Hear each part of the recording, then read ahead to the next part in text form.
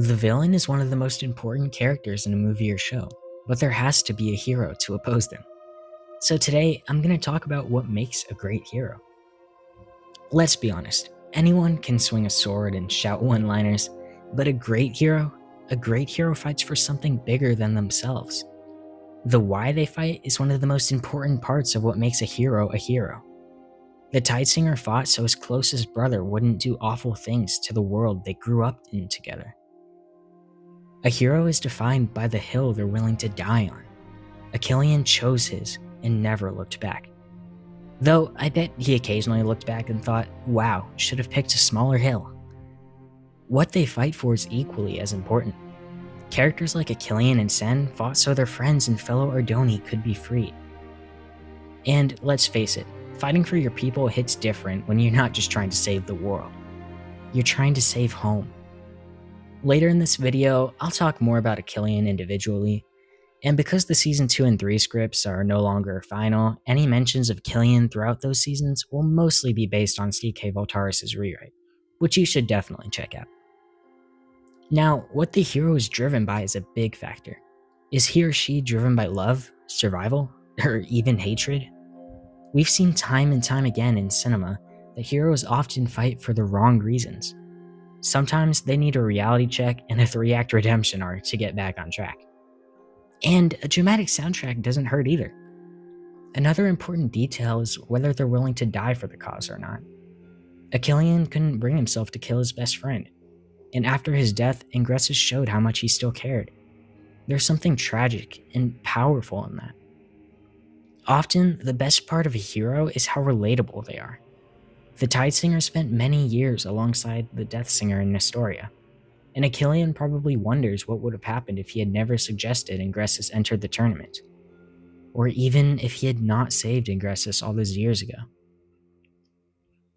However, what he lost can never be forgotten. He lost his closest brother, and they never had the chance to be together again. Not as rivals, but as friends. Achillean also helped train other Ardonis such as Rhea, and became good friends with Sen, who shared a similar history to Achillean. He wasn't the strongest at first, and he wasn't the smartest, but he refused to quit. That's what changed everything. And hey, refusing to quit is how we all get through Monday mornings too. The best heroes don't just win battles, they change people.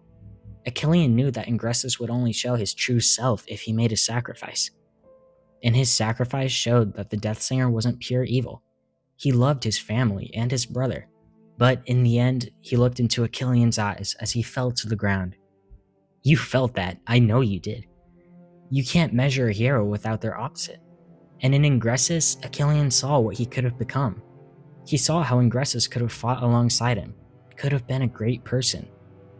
But the other clans were unwilling to change for him, forcing Achillean to fight against someone he once called family. In the words of a certain purple grape, the hardest choices require the strongest wills. Achillean didn't need a statue, just a chance to make things right. He gave up a real life to fight for his people, and by the time he gave his life, he had no one to honor him, no one to give him a proper burial.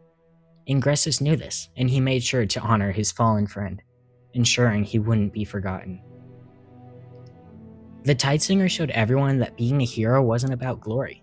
It's about being brave when it counts, standing firm when it's hardest, and giving everything when no one's watching.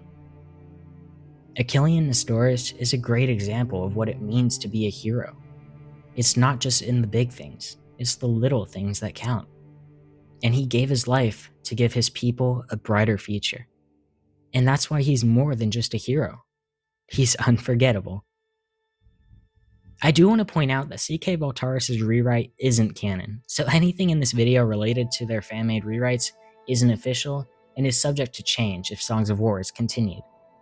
If you enjoyed this video, then don't forget to check out my last video, which you can find in the description below.